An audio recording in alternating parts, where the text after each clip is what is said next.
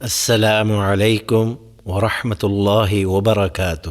الحمد للہ وکفى والصلاة والسلام على عباده الذین اصطفى اما بعد فاعوذ باللہ من الشیطان الرجیم بسم اللہ الرحمن الرحیم۔ ورتل القرآن ترتیلا، اور قرآن کو ترتیل کے ساتھ پڑھیے۔ سید الاولین والآخرین امام الانبیاء والمرسلین جناب محمد الرسول اللہ صلی اللہ علیہ وآلہ وسلم نے ارشاد فرمایا، لیس منا من لم یتغنى بالقرآن، جو قرآن کو خوش الحانی سے نہ پڑھے وہ ہم میں سے نہیں ہے۔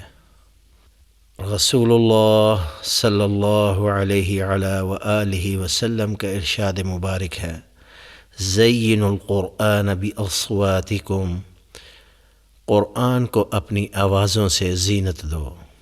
اسی طرح فرمایا، اقرأوا القرآن بلحون العرب واصواتها، قرآن کو عرب کے لب و لہجہ اور ان کی آوازوں پر پڑھو۔ قرآن مجید میں اللہ سبحانہ و تعالی نے ارشاد فرمایا، بل هو قرآن مجید، کہ یہ قرآن عظیم الشان ہے۔ اسی طرح فرمایا، فلا اقسم بمواقع النجوم وانه لقسم لو تعلمون عظیم، اللہ جل شانہ قسم سے فرما رہے ہیں، انہ لقرآن کریم، کہ یہ قرآن بڑے رتبے والا ہے۔ سورہ بقرہ میں ارشاد باری تعالی ہے، الذین آتیناہم الکتاب یتلونہ حق تلاوتہ، کہ وہ اس کی تلاوت اس طرح کرتے ہیں جس طرح تلاوت کرنے کا حق ہے۔ سورۃ المزمل میں ارشاد باری تعالی ہوا، ورتل القرآن ترتیلا، اور قرآن کو ترتیل کے ساتھ پڑھیے۔ مذکورہ بالا قرآنی آیات و احادیث مبارکہ سے ثابت ہوتا ہے کہ قرآن کو خوبصورت اور اچھی آواز کے ساتھ ساتھ صحیح تلفظ پر پڑھنا ہر مسلمان پر فرض ہے۔ بخاری میں حدیث ہے، خیرکم من تعلم القرآن وعلمہ، تم میں سے بہترین شخص وہ ہے جو قرآن سیکھے اور سکھائے۔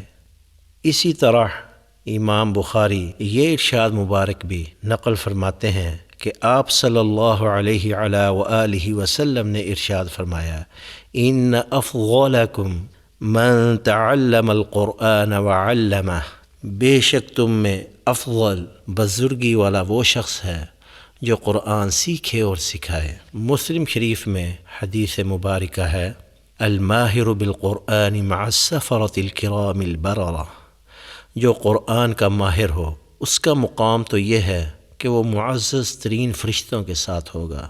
والذی یقرأ القرآن ویتتعتع فیہ وہو علیہ شاق لہ اجران، اور جو قرآن پڑھتا ہو اور اٹکتا ہو اور قرآن کو اسے یہ پڑھنا گراں گزرتا ہو، لہ اجران، تو اس کے لیے دوہرے اجر کی بشارت ہے۔ رسول اللہ صلی اللہ علیہ وآلہ وسلم نے ارشاد فرمایا، ان اللہ یحب، بے شک اللہ پسند فرماتے ہیں، ان یقرأ القرآن، کہ اس قرآن کو ایسے پڑھا جائے، کما انزل، جیسے کہ یہ نازل کیا گیا۔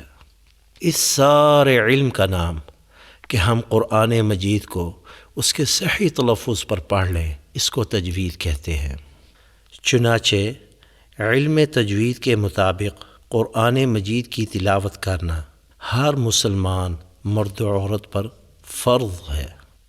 دور حاضر کی مصروفیات کو مد نظر رکھتے ہوئے 25 اسباق پر مشتمل ایک عملی تجوید کورس ترتیب دیا گیا ہے تاکہ ہر مسلمان اس سے نہایت سہولت سے فائدہ اٹھا سکے۔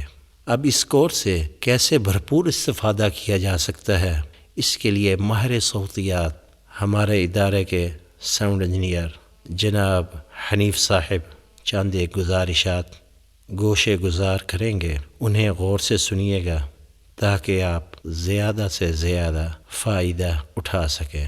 جناب حنیف صاحب۔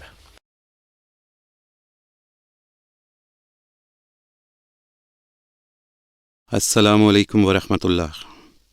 میں انعام بھائی کا بے حد مشکور ہوں جنہوں نے مجھے اس کورس کی افادیت اور جملہ خصائص بیان کرنے کے لیے مدعو کیا۔ اس کورس کی خاص بات یہ ہے کہ اسے خصوصی طور پر پڑھنے والوں کی نفسیات کو مد نظر رکھتے ہوئے مرتب کیا گیا ہے۔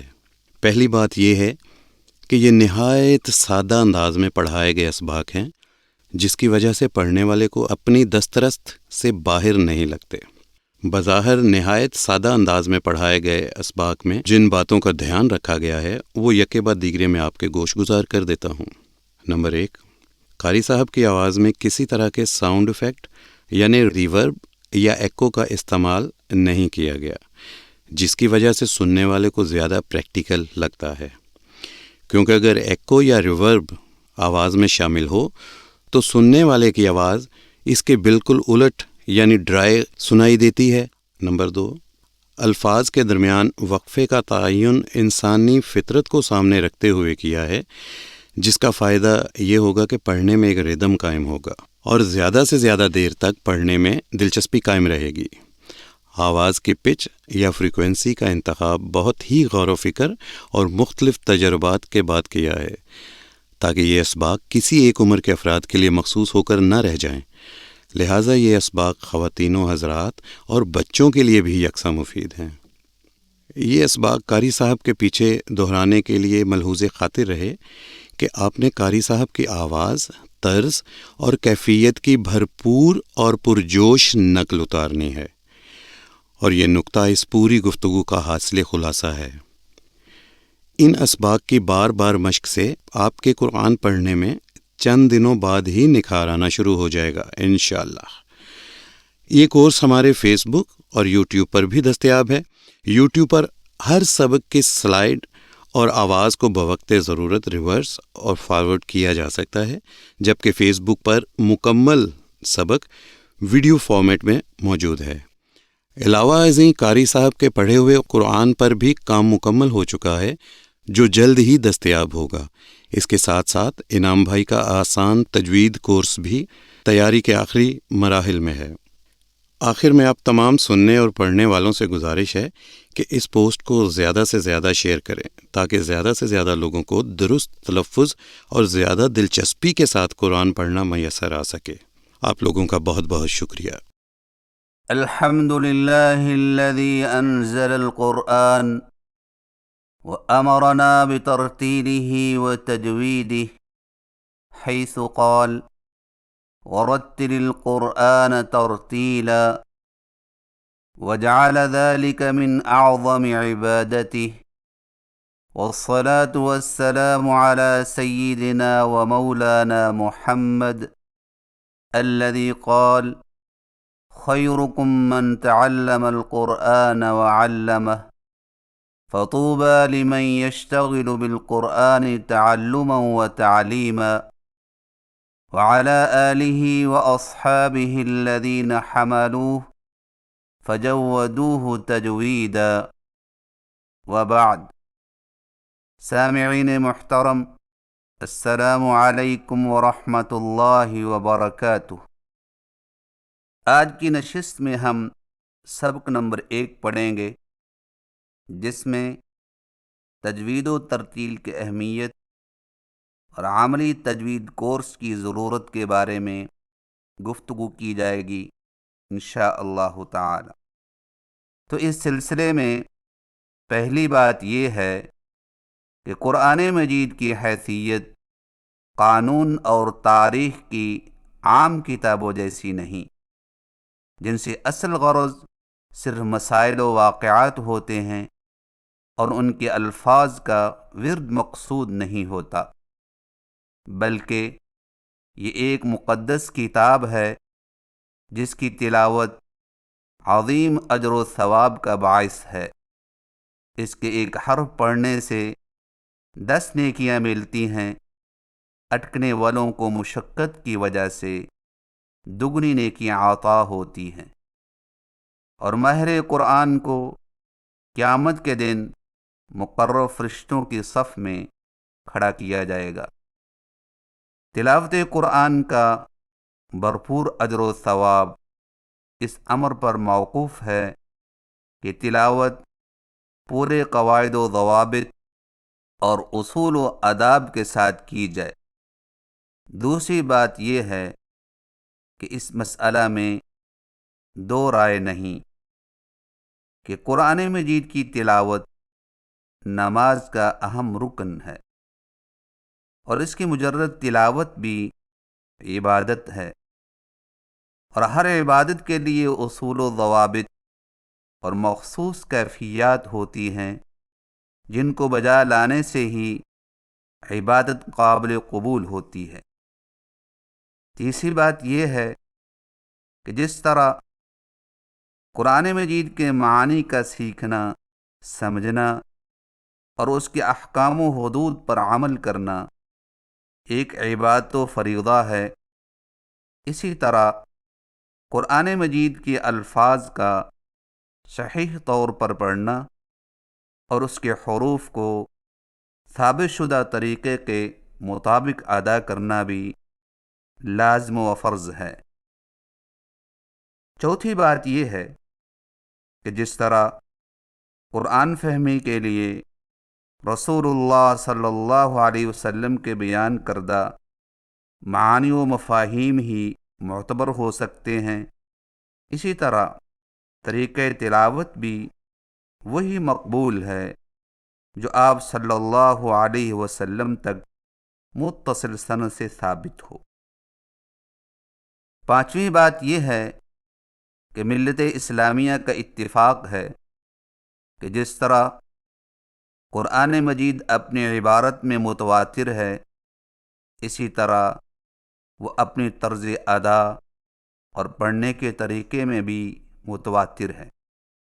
قرآن مجید کی تلاوت کا انداز جو ناقلین کے تواتر سے ثابت ہے، وہ وہی ہے جس کو تجوید و ترتیل سے موسوم کیا جاتا ہے، کیونکہ تمام متواتر قراءات اسی طریقہ کے ساتھ ہم تک پہنچی ہیں۔ لہذا جس طرح قرآن کریم کے کلمات و حروف میں تبدیلی نہیں کی جا سکتی، اسی طرح اس کے پڑھنے کے انداز میں بھی تبدیلی کرنا جائز نہیں ہوگا۔ لیکن المیہ یہ ہے کہ عوام الناس تو کجا، اکثر پڑھے لکھے لوگ بھی قرآن حکیم کے الفاظ کو صحیح تلفظ کے ساتھ ادا کرنے سے گریزاں ہیں۔ چھٹی بات یہ ہے کہ دنیا میں کسی کتاب کو یہ اعزاز حاصل نہیں کہ اس کی تلاوت اور قراءت کے لیے باقاعدہ اصول و ضوابط ہوں۔ یہ طرہ امتیاز صرف اور صرف قرآن مجید کو حاصل ہے کہ اس کی تلاوت اور ادائیگی کے لیے مستقل ہدایات اور قواعد و ضوابط ہیں۔ انہی قواعد و ضوابط کا نام علم تجوید ہے۔ چنانچہ علم تجوید کے ذریعہ سے ہی قرآن مجید کے حرفوں کی ادائیگی اور ان کا اصلی تلفظ محفوظ ہے، اور اس علم کے ضروری قواعد و ضوابط جانے بغیر قرآن مجید کا تلفظ صحیح نہیں ہو سکتا۔ اسی لیے قواعد تجوید کی پابندی شریعت اسلامیہ کی روشنی میں ضروری قرار دی گئی ہے، تاکہ رسول اللہ صلی اللہ علیہ وسلم کا انداز تلاوت، لب و لہجہ محفوظ رہے۔ لہذا ہر مسلمان کے لیے ضروری ہے کہ وہ علم تجوید کے بنیادی قواعد سے آگاہی حاصل کر کے اس کے مطابق تلاوت کرے۔ تجوید کی دو قسمیں ہیں۔ نمبر 1 علمی تجوید، نمبر 2 عملی تجوید۔ علمی تجوید سے مراد یہ ہے کہ ان قواعد و ضوابط اور اصول و احکام کو سیکھنا جو علماء و قراء نے ایک خاص ترتیب کے مطابق مرتب کیے ہیں، اور عملی تجوید سے مراد یہ ہے کہ قرآن مجید کی تلاوت قواعد تجوید کے مطابق اس طرح کرنا کہ الفاظ و کلمات ہر قسم کی کمی، زیادتی اور تبدیلی کی غلطی سے محفوظ ہوں۔ نیز اس تلاوت کی کیفیت تواتر کے ساتھ روبرو رسول اللہ صلی اللہ علیہ وسلم تک متصل سند سے ثابت ہو۔ اور آج کل زیادہ زور علمی تجوید یعنی صرف قواعد تجوید کو یاد کروانے پر دیا جاتا ہے، اور عملی تجوید کو اکثر معلمین نظر انداز کر دیتے ہیں، حالانکہ عملی تجوید ہر مرد و زن کے لیے لازم و فرض ہے۔ اور اس عملی تجوید کے بارے میں لوگوں کی 3 قسمیں ہیں۔ پہلی قسم کے لوگ وہ ہیں جو انتہائی عمدہ طریقے سے اس پر عمل پیرا ہو کر اجر و ثواب سے مالا مال ہو رہے ہیں۔ دوسری قسم ان لوگوں کی ہے جو باوجود صلاحیت کے تجوید کو ترک کر کے بے عملی میں مبتلا ہیں۔ تیسری قسم کے لوگ وہ ہیں جو مجبور ہیں، یعنی جو محنت کے باوجود صحیح ادائیگی پر قادر نہیں ہوتے۔ جو شخص کلام الہی کو صحیح تلفظ کے موافق ادا کرنے کی قدرت تو رکھتا ہے، لیکن وہ خود ہی اور بے نیازی اور اپنے حفظ و ضبط پر اعتماد کرتے ہوئے کسی ایسے مستند عالم و قاری کی طرف رجوع کرنے کو اپنی توہین اور حد تک سمجھتا ہے، جو اسے قرآن مجید کے صحیح تلفظ سے آگاہ کرے، تو ایسا شخص بلا شبہ گنہگار ہے اور کتاب اللہ کے معاملے میں دیانتداری سے کام لینے والا نہیں ہے۔ لیکن جو شخص تجوید سیکھتا ہے اور صحیح پڑھنے کی کوشش بھی کرتا ہے، مگر زبان کے موٹا ہونے یا کسی اور وجہ سے صحیح نہیں پڑھ سکتا، تو ایسا شخص گنہگار نہیں، کیونکہ وہ مجبور ہے، اور حق تعالی کسی کو اس کی طاقت سے زیادہ مکلف نہیں بناتے۔ لیکن اس کے عذر کے بارے میں خود اس کا اپنا خیال معتبر نہ ہوگا، بلکہ کسی ماہر فن تجوید اور مستند شیخ کی گواہی ضروری ہوگی۔ چنانچہ اسی بنیادی ضرورت اور افادہ عام کے پیش نظر حروف مفردات اور ترتیل و تجوید کے بنیادی قواعد و ضوابط کی پہچان اور عملی مشق پر مشتمل ایک عام فہم اور بہت ہی آسان کورس بنام عملی تجوید کورس نہایت مختصر اور سادہ ترین انداز میں پیش کیا جا رہا ہے، تاکہ عامت الناس بھی قرآنی الفاظ کی صحیح ادائیگی کو نہایت آسانی کے ساتھ سمجھ سکیں۔ ہر شخص کو چاہیے کہ وہ قرآن مجید کو تجوید کے ساتھ پڑھنے کی بھرپور کوشش کرے، اور دن رات کے 24 گھنٹوں میں سے کچھ وقت عملی تجوید کو سیکھنے میں صرف کرے، تاکہ مطلوب انداز میں قرآن مجید کی تلاوت ہو سکے، اور پھر اس کی بدولت تلاوت قرآن کی تمام تر فضیلتیں حاصل ہو سکیں۔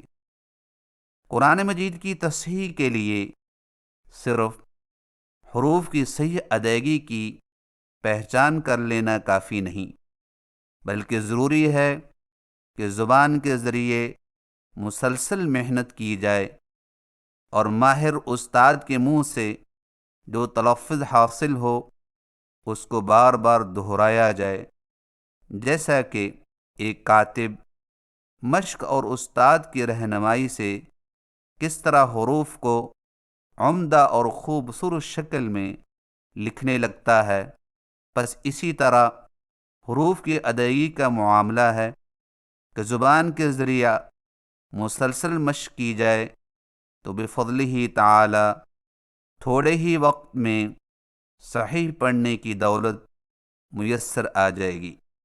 چونکہ یہ کورس عامت الناس کے لیے ترتیب دیا گیا ہے، اس لیے تجوید کے تفصیلی قواعد و ضوابط کو نظر انداز کرتے ہوئے زیادہ تر صحیح ادائیگی کو واضح کر کے مشق کروائی جائے گی تاکہ وہ قرآنی الفاظ کے صحیح تلفظ کو نہایت آسانی کے ساتھ سمجھ سکیں، کیونکہ یہ بات تجربہ سے ثابت ہے کہ اگر حروف و کلمات کو صرف صحیح تلفظ کے ساتھ پڑھا دیا جائے تو انشاءاللہ تعالی توقع سے بڑھ کر فائدہ ہوگا۔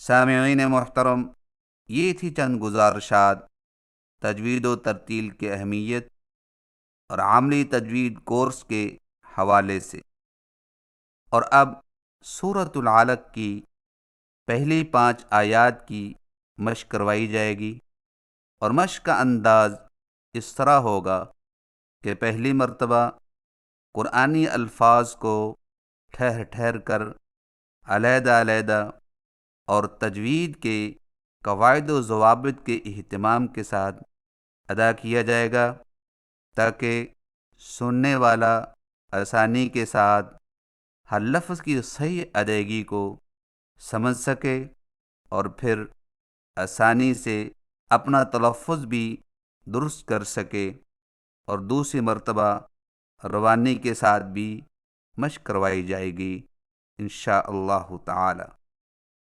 تو لیجیے سماعت فرمائیے۔ اعوذ باللہ من الشیطان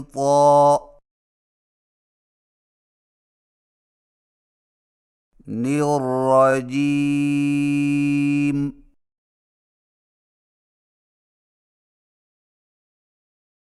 بسم اللہ الرحمن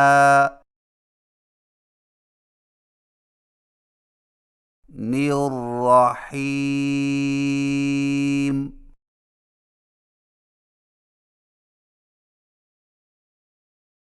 اقرأ بسم ربک الذی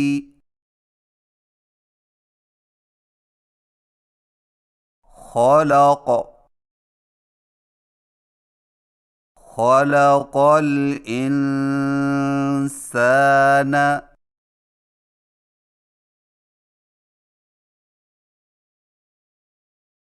من علق، اقرأ وربک الاکرم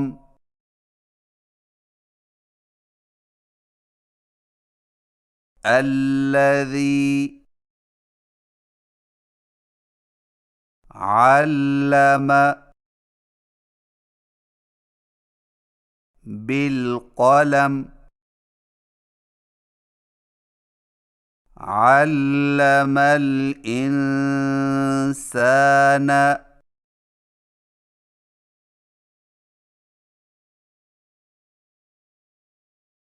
ما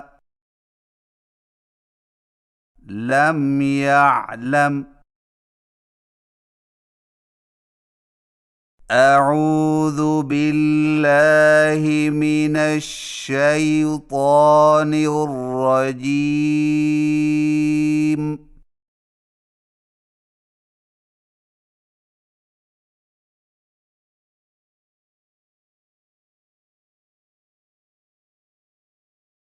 بسم الله الرحمن الرحيم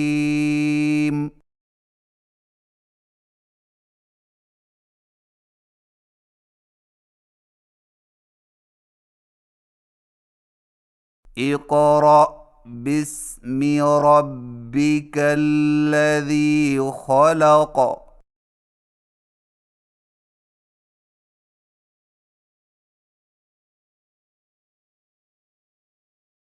خلق الإنسان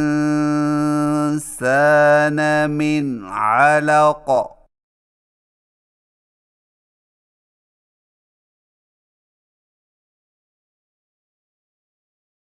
اقرأ وربك الأكرم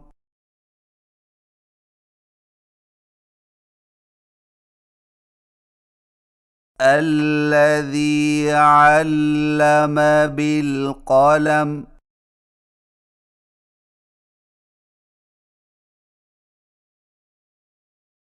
علم الإنسان ما لم يعلم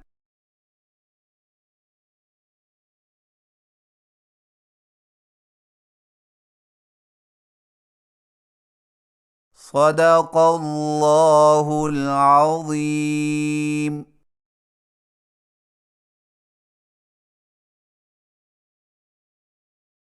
अल्लाह रब्बुल इज़्ज़त की बारगाह में इल्तिजा है कि वो अपने लुत्फ़ व करम से हमें इस नूर हदायत से फैज़ याब होने और उस अंदाज से पढ़ने की तौफ़ीक दे जिसको उसने पसंद फरमाया है।